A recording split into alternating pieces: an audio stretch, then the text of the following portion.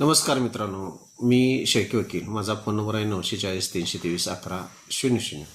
मित्रांनो, आजच्या व्हिडिओमध्ये आपण महत्त्वाची गोष्ट पाहत आहोत.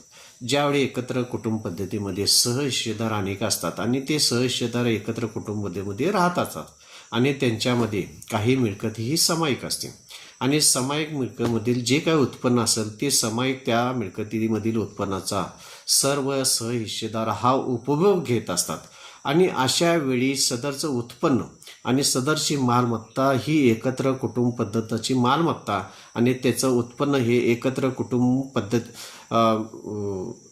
एकत्र कुटुंबाचं हे मांडलं गेलं आणि कायद्याच्या दृष्टिकोनातून गृहीत धरलं गेलेलं आहे.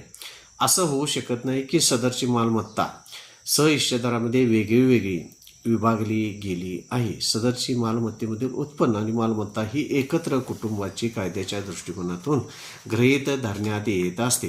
त्यासाठी महत्त्वाचं सायटेशन जर मित्रांनो आपण पाहिलं तर मालेशाप्पा विरुद्ध मालाप्पाई AR 1996 SC 1268 त्यामुळे सदरची मालमत्ता ही एकत्र कुटुंबाचीच स्वतः त्यामध्ये जे सहहिस्सेदार असतात त्यांची सेपरेट मालमत्ता यामध्ये धरू शकली जात नाही.